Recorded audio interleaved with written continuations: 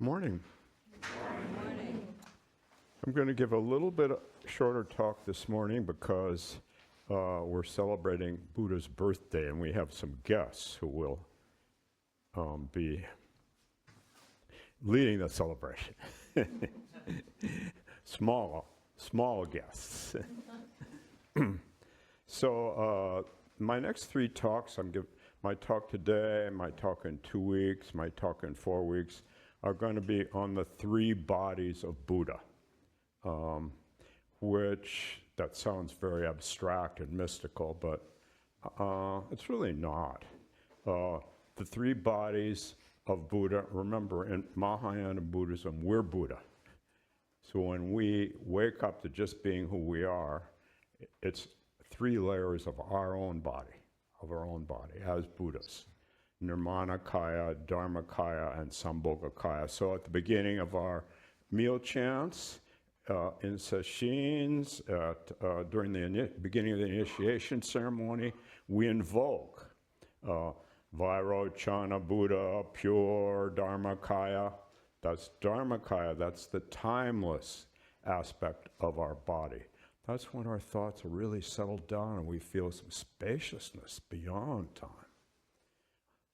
Lochana Buddha, complete Sambhogakaya, that's called the appreciation body. And that's an appreciation that in this little frail body, we can feel a stillness, a wonderful spaciousness beyond any concepts. Shakyamuni Buddha, myriad Nirmanakaya, this is the earth body, our earth body. So today I'm going to talk about the earth body.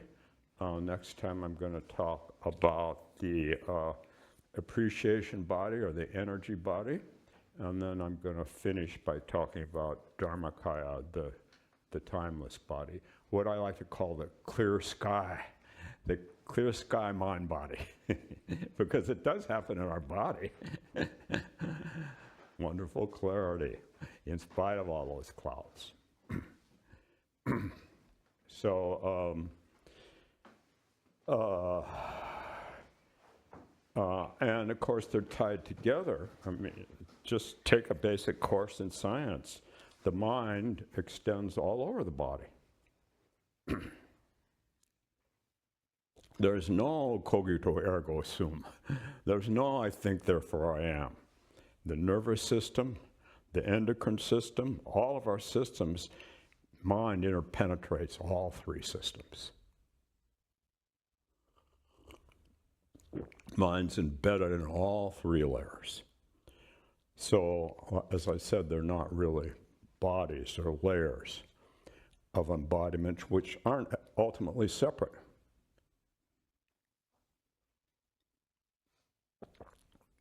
For all 3, this is about settling into non-judgmental awareness. It becomes broader and broader through our sitting, although often it feels like it constricts through our sitting. But if you stay with it, it becomes broader and broader until all categories are dissolved, all boundaries are dissolved. We need boundaries, but we also have the potential for total dissolution of boundaries. So body, mind, breath, energy melt into a sense of wholeness, what Dogen calls whole body Buddha nature, or whole being Buddha nature. Here's Kabir, the Zen master Kabir. Be strong then and enter into your own body. There you have a solid place for your feet. Think about it carefully. Don't go off somewhere else. Kabir says this, just throw away all thoughts of imaginary things and stand firm in what you are. So the body isn't thinking or ruminating. It's just feeling and being present. My grandsons are almost grown up now, but I remember when they were 3 years old. I remember one of them in particular, stomping in the mud. totally being present, totally feeling, totally enjoying the sound of the mud, the feeling of the mud, and the spaciousness surrounding the mud, I presume. I don't know. But, really being present in the body, which an innate ability which we tend to lose, but which we can recover through meditation.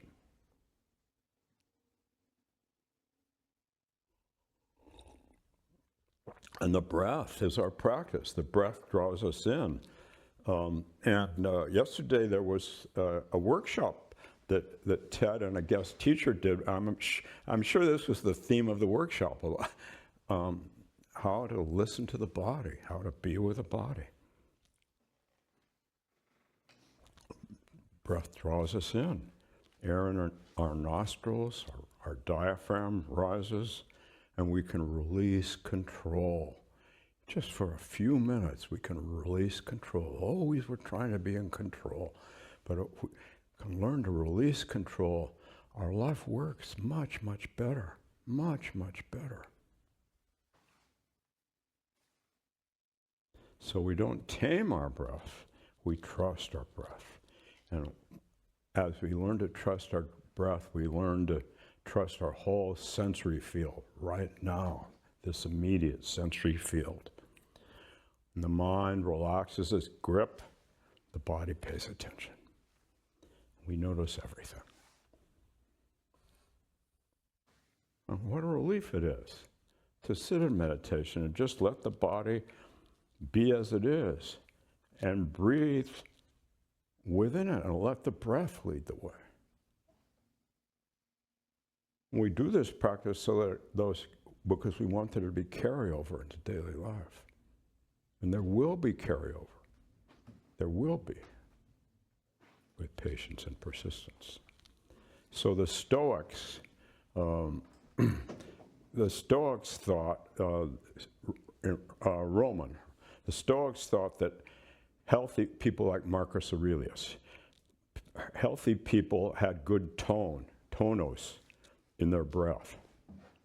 And they talked about spiritus, which means both breath and spirit. To be in good breath is to be in good spirits. To be in good spirits is to be in good breath. Notice that about yourself. Notice that. It's maybe not always true, but generally true. Generally true.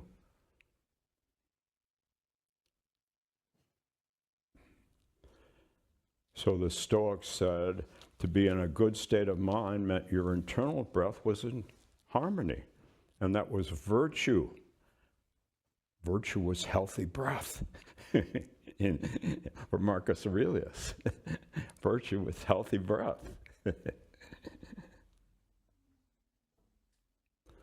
So breath helps us pay attention to the inner landscape, helps us do what Fritz Perls said years ago, lose our mind and come to our senses. No, that's a little bit of an exaggeration, but you get it, don't you?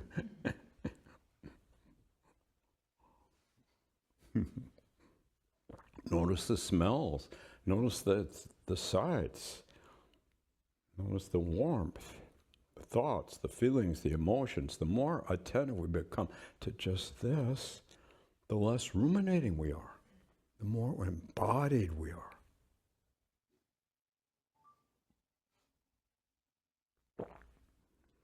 And most of us have memories of a child pre-self-consciousness.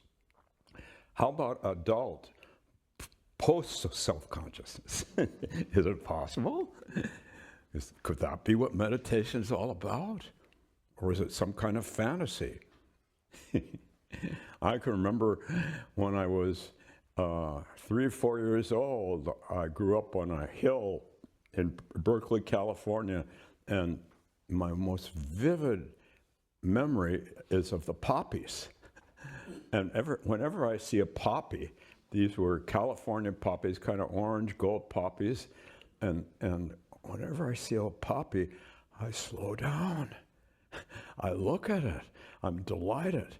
That's my early childhood memory. Not much odor, but a little bit of odor. And if you touch them, they're very soft, and you could be very careful with them. So we have these early memories that help us get in touch with Nirmanakaya, the body of the earth. It's our own body.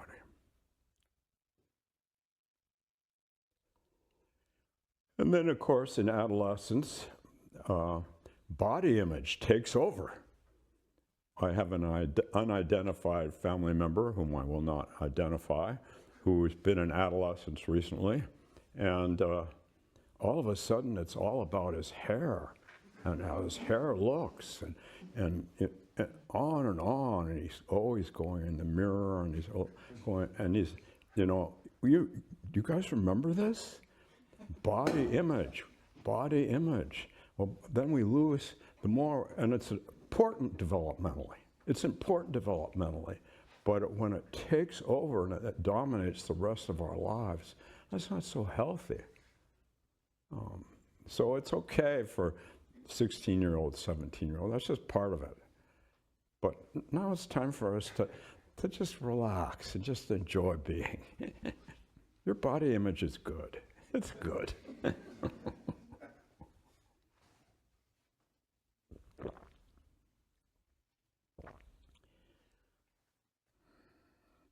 Because body image is a profusion of concepts.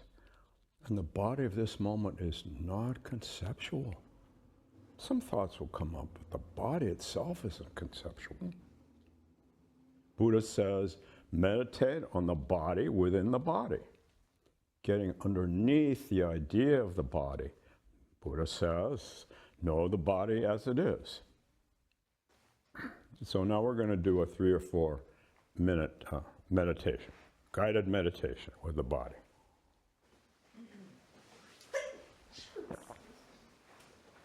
So find your most stable posture.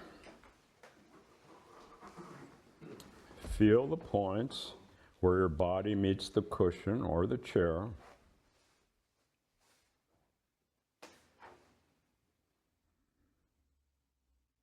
This is Nirmanakaya, the earth body. It's not an idea. It's this weight, this heat, this breath. Let's inhabit it fully.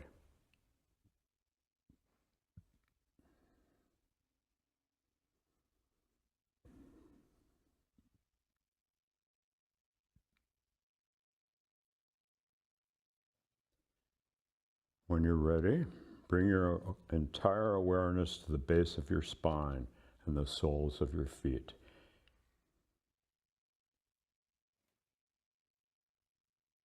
Feel the earth rising up to meet you, supporting your weight without you having to ask.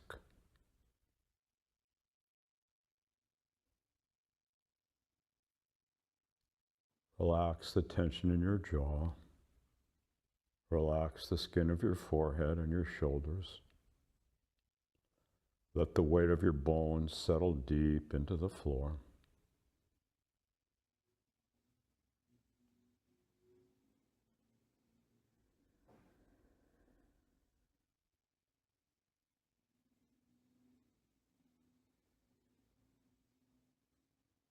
You are a mountain sitting on a mountain, secure, unmoved.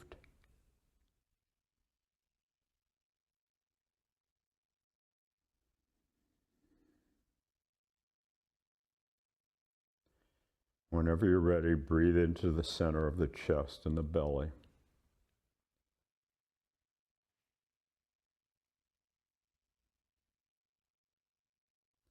Notice any knots of doing, the tight strings of your day so far, your worries, your efforts to be a good practitioner. Just notice them.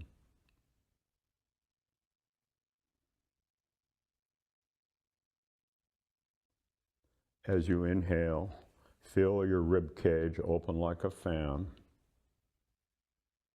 And as you exhale, imagine those internal knots gently untangling.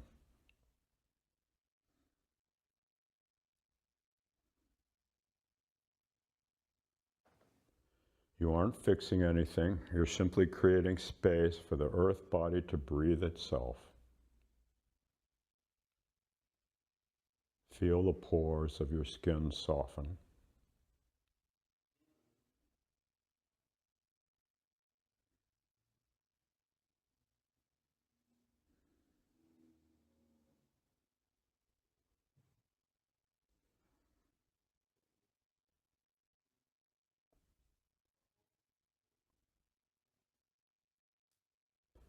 And whenever you're ready, offer a sense of gratitude to this physical form.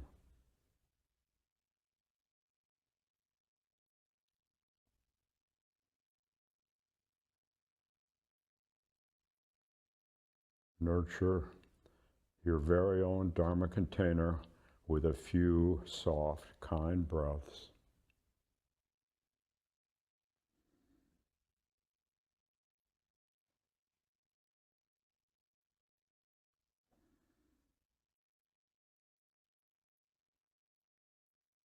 And as you exhale, let the hard edges of yourself begin to dissolve.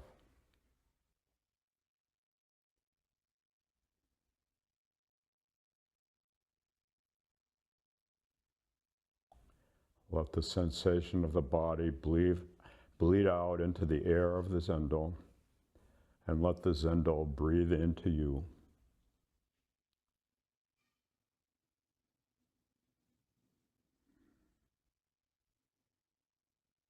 The earth body is not a container, it's a flow.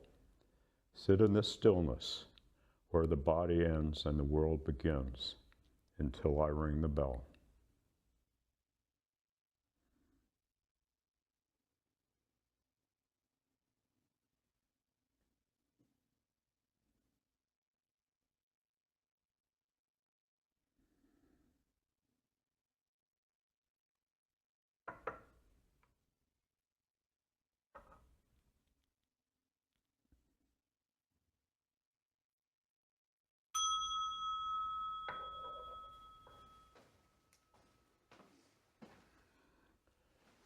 And of course, the body isn't always that pleasant to be in, you know, especially if you've been sitting all day in a retreat, or God forbid, 7 days in a retreat. Who would do that? I only did that for 50 years. I'm off the hook now. I only had to do it for 50 years. Wow, what a deal.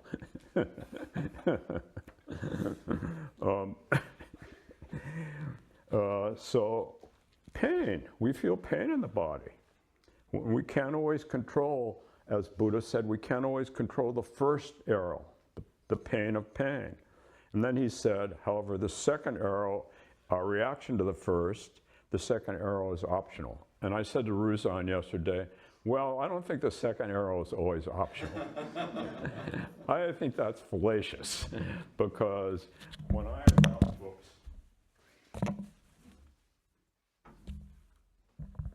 was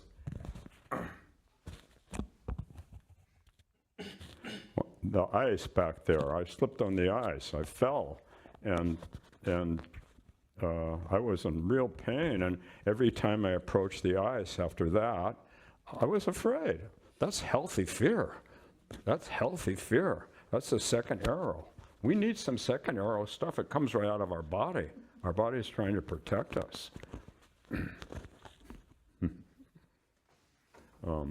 Thank you. The third arrow, we don't need the third arrow.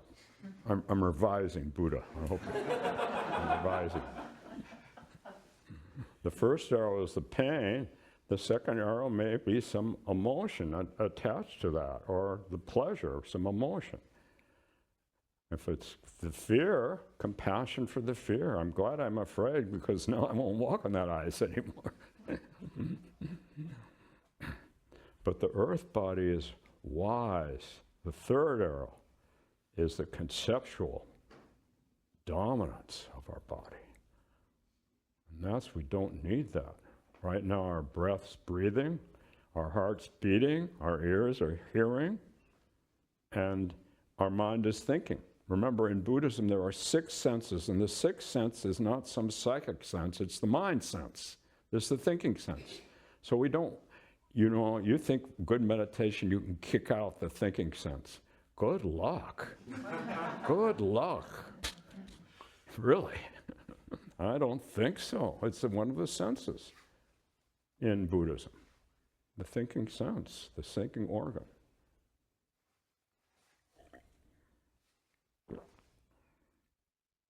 But the conceptual body is the outlying territory. And the experiential body is the heartland. Let's come back to the heartland, okay? Let's just enjoy being in the heartland.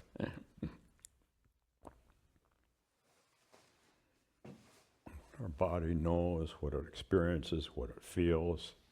So supposedly, when Buddha attained enlightenment in the Pali Canon, what did he do first? He touched the earth. And that's the earth-touching mudra. He didn't go like that, he touched the earth. His body, our body, the earth. And in Mahayana Buddhism, and the kids are going to come in because it's Buddha's birthday today, but in Mahayana Buddhism, Buddha is totally mythologized. And so the moment he's born, he touches the earth. Here's what it says in one of the Mahayana scriptures. Immediately upon being born, he touched the earth. The infant did not cry as humans do. Instead, he took 7 steps in each of the cardinal directions. With each step he took, he touched the earth and a lotus flower bloomed. The earth body. The earth body. The body planted in the earth, arises from the earth, returns to the earth. In Taoism, the Tao is the valley of the universe, the great mother from which all life comes. In Buddhism, Tathagata Garbha, the womb, Garbha meaning womb, our Buddha womb, our Buddha nature, emanation from that womb. In Prajnaparamita Sutras, Prajnaparamita, the mother of all Buddhas, the dark mother from which light comes, and which we're all an emanation of. So the mind may lie to us because it's trying to protect us, but it really overdoes it. It really overdoes it. We don't need that much protection. We only need about 12% of the protection we think we need. Like when we're going to walk on ice. I think we do need protection. Maybe Mahayana Buddha doesn't need protection, but Mahayana Tim sure does. And there's a book which I've never read, which I've had for years, The Body Keeps Score. The body keeps score. But it also keeps positive score, and not just negative, positive stuff. And in the iconography, Buddhist iconography, there are 4 main postures.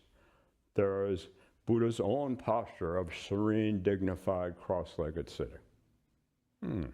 We can just go to MIA and see him, and you feel good, and you feel connected to the earth, And then the second is his prone body. He's always on his side. I don't know why. Somebody can tell me why, I'm sure. Maybe AI could tell me why, but I wouldn't believe them. He's prone. He's on his side. He's calm. He's at ease. We can feel that when we look at these statues. Or he's standing, the third body, engaged. Not the third body. We're still on the earth body. That's for next time. He's engaged. He's standing. He's on the earth. And then the fourth one is Maitreya. Maitreya, the loving kindness Buddha. An embodied smile. An embodied smile. Putai in China, and then Hote in Japan, rolling over on the earth in laughter. Not too many saints roll over in the earth in laughter. But Hote Putai, supposedly a manifestation of Maitreya, the loving kindness Buddha. So as we sink into the earth body, we notice that we're breathing more naturally from the hara, from the abdomen. And the more we practice meditation, the more abdomen breathing becomes natural for us. Whole body breathing becomes natural. So the founding teacher here, Dainan Katagiri, and he invited Thich Nhat Hanh to come here in maybe 1983, I'm not sure. And Thich Nhat Hanh was not so famous then, although he was already pretty famous, and so he came here. And Katagiri Roshi picked him up at the airport, and Thich Nhat Hanh gave a couple of talks. He must have spent the night, although I don't remember anything about that. And then after he left, Katagiri kept saying, when I went to the airport and I watched him, I just watched him move, and I felt calm inside. And he hadn't given that good a talk. 1983, his English was not that great, but Katagiri said, it didn't matter, just watch him move. You can learn to move like that if you really inhabit your body. You can.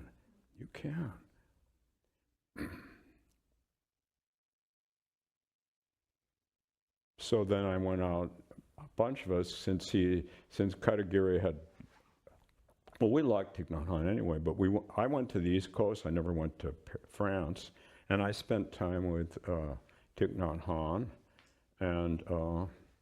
and just noticed how his body radiated kindness, generally. And we did kinhin there. We do walking meditation here. We do it outside in the summer, and when we do it, we breathe, and we breathe into our feet, and our feet touch the earth. Luckily, we have this wonderful yard to do it in. But when I was with Thich Nhat Hanh, he started taking us on these nature walks, and so when I took over here in 2001, immediately I thought, we're going to do nature walks here. So we do nature walks pretty much the way Thich Nhat Hanh taught me in whatever, 1980 something or other, during all our retreats. Embodied, paying attention to our senses, the leaves, the wind, the sky. Isn't that wonderful that we have this Dharma container that allows us to really experience deep joy of just being.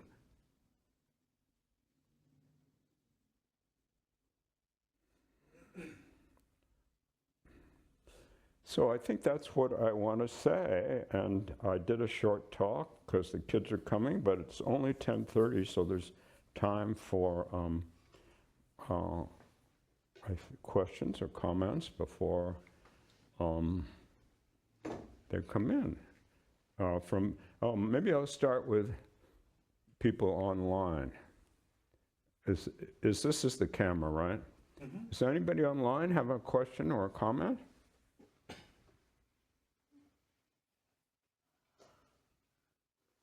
Is there anybody online? Well, usually there are about 50 people online. Is there anybody online? Hi, Tim. It's Heidi. Thank you hi, for Heidi. this talk. I had a question about, I think for me as a beginning meditator, it's easier to understand the Nirmanakaya and the appreciation of the body. The earth body piece, like where your sense of awareness becomes broader and all boundaries begin to dissolve, is harder to understand. I think once in a while I might, when I'm meditating, have this sensation of like tingling or energy in my periphery, but I don't know that I fully understand this part. I don't know if you want to comment on that. Well, that's my talk next time, but I'll comment on it, sure. So how can I do this concisely? And Heidi, sometimes you may experience that energy when you get up from meditation. Maybe not in the meditation itself, but when you get up or the next day after you've had a hot bath. This is qi. This is qi in Chinese, or qi in Japanese, as in Tai Chi Chuan, or what are the others? Qigong, or there must be a qi in Aikido, yes. That's the energy that emanates when we're not caught in our heads. There's just a natural energy, a natural sort of just energy that emanates. It's always emanating anyway, but the head constipates it. But even in the head, it's emanating and just waiting to get out because we're so consumed by. So it's just a natural energy that you notice when you're walking in nature, Heidi, in the summer, and you're just giving yourself to be walking. That energy, we notice it more when we're doing. Or I used to cross country ski. Boy, did I have a lot of chi when I cross country skied. I just gave myself to it. I did that for 50 years, no more. So the natural energy that comes when we're not so self-conscious. So that's the second one. How is that, Heidi? Yeah, thank you. Sure. Then I don't have to do the third one. I got to save that for my third talk. I'm being facetious, but is that enough, or do you want me to talk about the third one? That's good. Thank you. You're welcome. Hi, Tim. Hi. It's Susan. Hi. Who? It's who? It's Susan from New Hi, York. Susan. Good morning. Thank you for your talk. Sure. I just had a comment that the Buddha lying down, I love it, partly because of my Christian background and the story of Jesus falling asleep in the boat during the storm. He was out on the Sea of Galilee with his disciples, and a huge storm arose, and he was sound asleep in the bow of the boat, and they woke him up and scolded him. And he calmed the storm. Cool. Yeah, great, so it's a neat great, parallel. But great, thank you. Great. Oh, Mark, are you ready? We're ready when you are, Tim. Okay, I guess No, you I guys can't don't mute get it. to have any more questions. If there's time at the end, you can have them. If not, welcome Buddha's birthday parade. We're going to come in here in a little bit. My name is Doshin Mark Gervat. I am very lucky that I get to help. I get to hang out with the kiddos and have fun while you're down here doing your thing.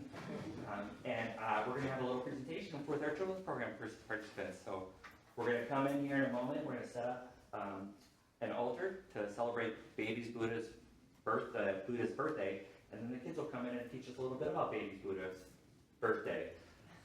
So Tim, while we set up the altar, if you want to take one more question, you're more than welcome to. We'll just take a minute or two. Oh, okay. Is there another question or comment? Yeah, go show. Yeah, thanks, Tim. Thanks for your talk. I did that thing yesterday. Oh, you did it? And Uh-huh. it was pretty great. And was it what I'm talking about?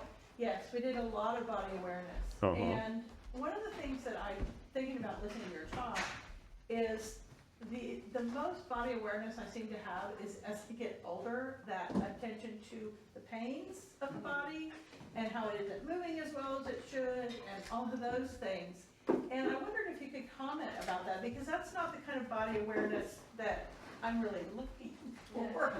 I mean, I want to be aware of my body and how my emotions, where they go, but how does that relate to the aging process and as our bodies, we get up from the chair. Well, the first thing I want to say is that the aging process sucks. Don't do it. Don't do it. Don't do it. It sucks. That's the first thing I want to say.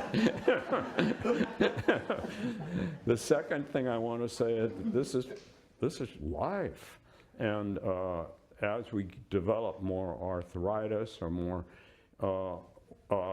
we have an opportunity just to, And I know people hate when I say opportunity, but an opportunity to be with that, it shows that we're alive. When we're not in pain, we're not alive anymore. And the very fact that our body is giving off signals telling us that something is not okay, that's our energy body responding to the earth body, which is beginning to fall apart. And this is just inevitable. Our earth body will fall apart. But it's pretty, I mean, I shouldn't be saying this, but I will. It's pretty cool. I mean, I shouldn't be saying this because maybe next week I'm going to get my Lyme disease back or something. But for now, it's pretty cool. You know, I do have more pains in my feet and I have numbness in my feet, so my balance is unsteady. But I'm also more aware of my feet. So, and anyway, now Mark's ready. So.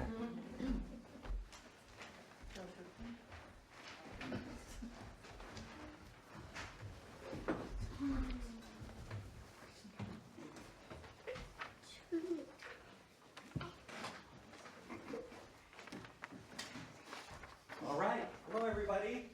Hello. My name's Goshen Mark Sherback, as I said, and I gotta hang out with these guys one Sunday a month. It's just a blast. And we're all here to teach you a little bit about Buddha's birthday. It's coming up on Wednesday, April 8th, but we were just so excited we couldn't wait till then. So, Holly, do you want to get us started with your second line? Oh, sure. 2,500 years ago, in what is now called Nepal, Queen Maya had a beautiful dream. 4 spirits came to her and led her to a lake high up in the Himalayan mountains, where they covered her with perfume and flowers. An elephant with a white lotus flower in its trunk sat next to Queen Maya. The white elephant let Queen Maya know that she would soon have a child who would become the Buddha. Here's your elephant. After 10 lunar months, Queen Maya went home to see her relatives. On the way, she walked into a field of flowers in a place called Lumbini Garden and held into the branch of a salt tree for support. The child Buddha appeared. He took 7 steps, pointed to the sky, and then pointed to the earth, and said, "Above the heavens, below the earth, I am the world-honored one." As he said this, 8 dragons swooped down from above and caused sweet rain to fall down on him. Dragons, swoop! Swoop! Swoop! Swoop! Buddha's birth is celebrated during the spring in many parts of Asia. In Japan, Buddha's birth story is remembered during the flower festival called Hana Matsuri. Since spring is a time for celebrating new life and growth, this is also a time when people in Japan celebrate young children and pray for their health. At Hana Matsuri, Japanese temples are decorated with flowers, and a white elephant is constructed from paper to symbolize peace, honor, wisdom, and patience. The flower altar that is built for this ceremony is called Hanamido. The Hanamido represents the woods in Lumbini Garden where the Buddha was born. A small statue, which you'll see underneath our Hanamido, of the baby is placed, and the baby is, as we said, has one finger up, one finger down, and the community bathes the baby Buddha statue by pouring tea made from amachal leaves over its shoulder. This sweet tea represents the rain that purified the Buddha at his birth. Please help us honor the Buddha by bathing our statue with sweet tea. You can also take home a small vial of the tea for your home altar. Happy birthday and happy continuation to the Buddha. Oh, everybody should bow to the Buddha. So for kiddos who would like to come up and take a turn bathing the Buddha, Buddha, do you want to go first? Because then no one will fall in. Ivy, you want them? Wow, good job. That's what we talked about. Perfect, let's go on. Lucy, do you want to try? Yeah.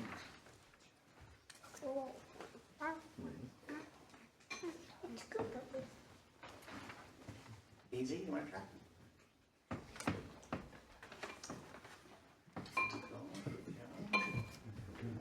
Jack, you want to give it a try? No? Okay.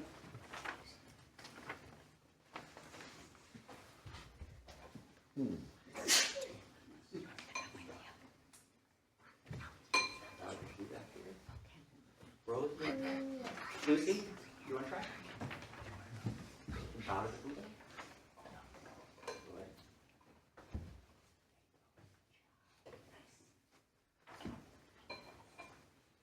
Great. When are people taking the bus?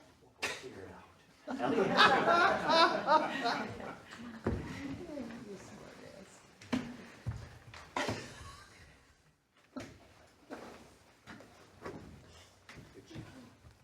Guess what? Luckily, the vet never opens. I mean, if you Jack, fell you in want to try there, down you there? would be fine. Or Alden?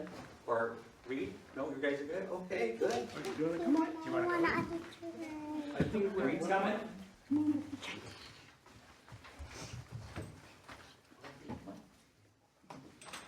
When do we get paid? What's the time?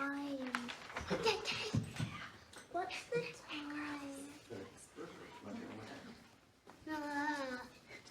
What's the time?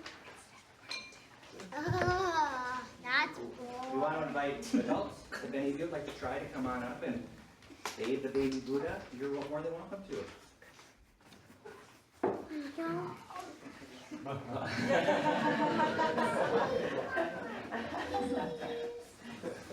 We're getting a request for at least one person. What time is it? Oh, it's all the way down there. You don't have to. Just the bow is good too. Yeah, on the left I it love says, thank you, with the water thing. Yeah. Yeah. I thought about these things. Dear boy.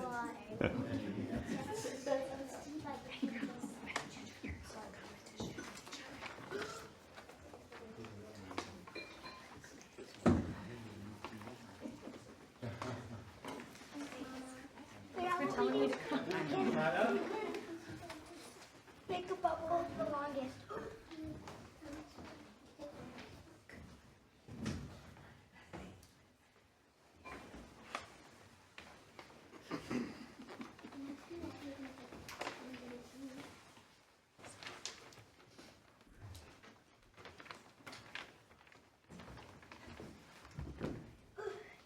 You did it the longest.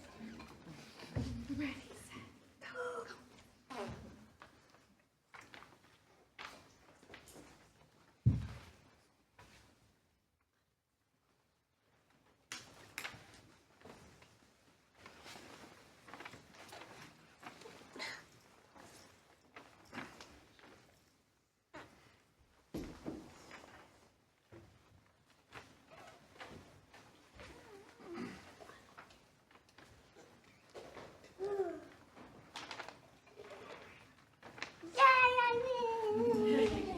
Yay! Flag.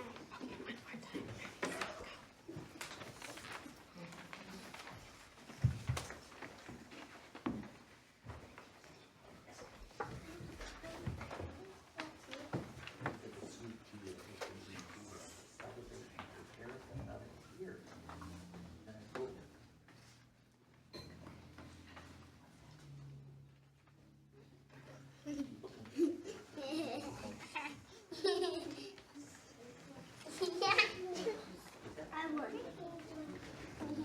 I'm taking my mama.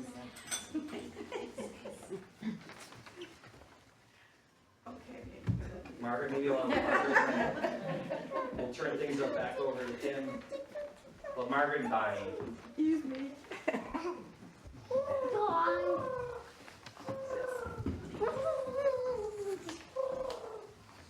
Dragon horse.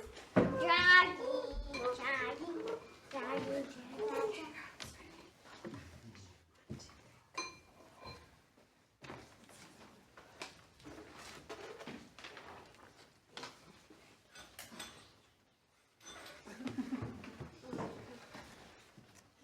It's a cool competition. Bonnie, you want to come up and then anybody would like to go, you're more than welcome to go after I Tim's want spot. to take all the drawing. Take all top and do that. And take my mother bus. even. I think it's a joke. Okay. Scratch, scratch, scratch, scratch.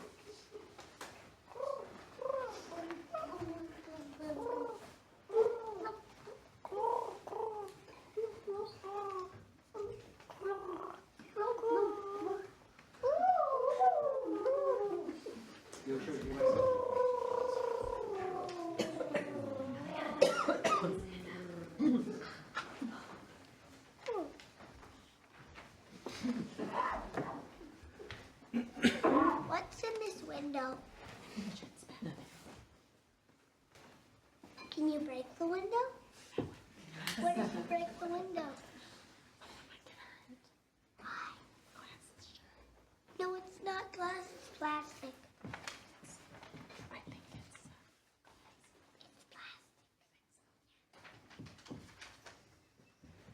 Wait, I think it's wood. The last thing we'll do before we leave, because you It's are all plastic. caretakers Or maybe and that's parents and Sangha members of our kiddos. We want to celebrate you and give you an offering, and we'd like to offer you the flowers on our pagoda. So if you'd like a flower, raise your hand and our kiddos will come and bring them to you. Papa, You guys want to go bring flowers to any adults or raise hand?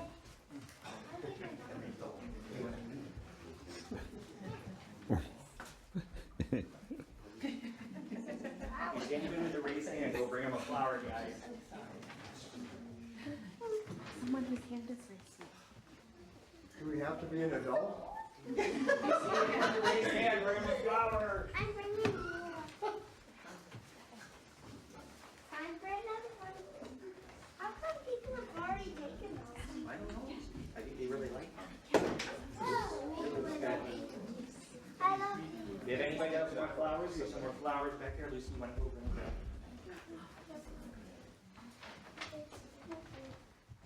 Jack, you want to go run and people in the back there?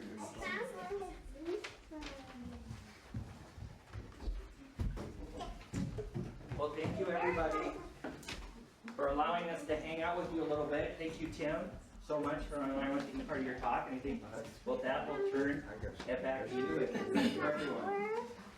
And I think our acting troupe did a wonderful job, right?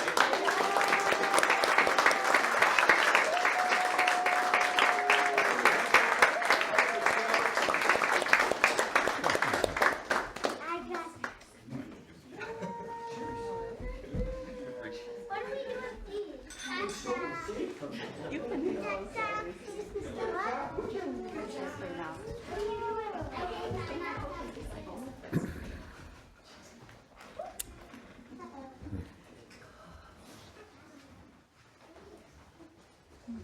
That was wonderful.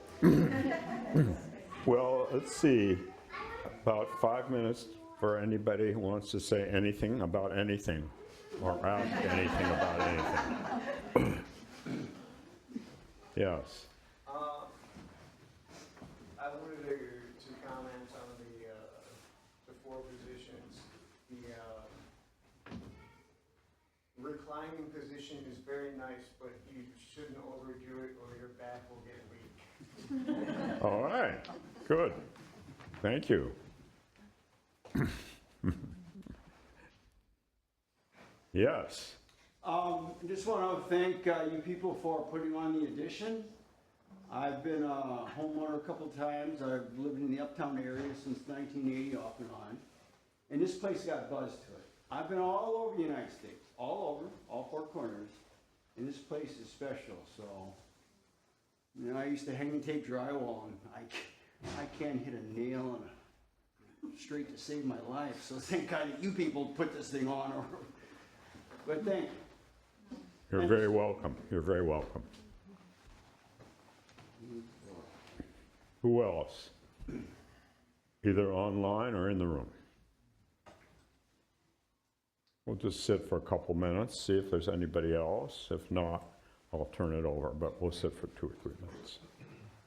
Yeah, James. I want to say that I'm a very sensory, I'm overwhelmed by my sensory experience, and that's part of my life.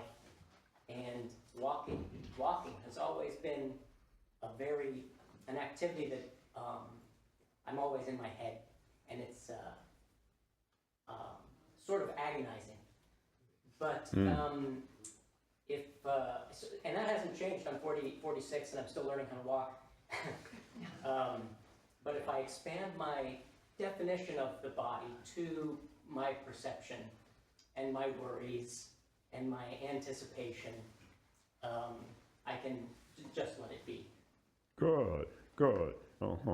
So that means you don't kick out the thinking organ. You know, we think if we're going to be good meditators, we should kick out or transcend the thinking organ. So good for you. Good for you. Also, people I've worked with over the years, some people, I've had 4 different people that I've worked closely with during our long retreats to have them do more walking and less sitting. And we set up the porch that way because those people, it's the sensations of the walking that really help them come back in the way that the sitting doesn't. But we're primarily sitters, but everybody's different. And for people who are feel themselves more alive when they walk. Yeah. I'll go back to the workshop yesterday. She does dance.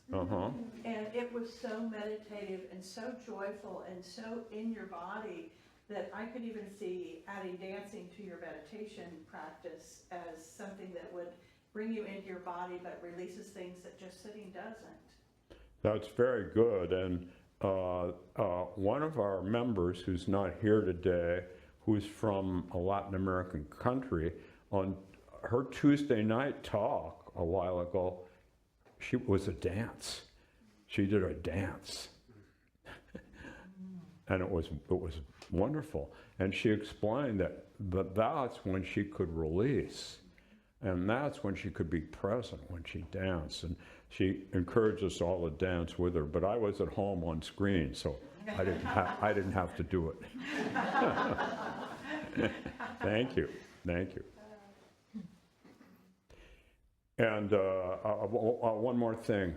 So I also have a background in shamanism, and I learned many years ago to do something. I'm not going to spend much time on this, but I'm going to be teaching in shamanism anyway.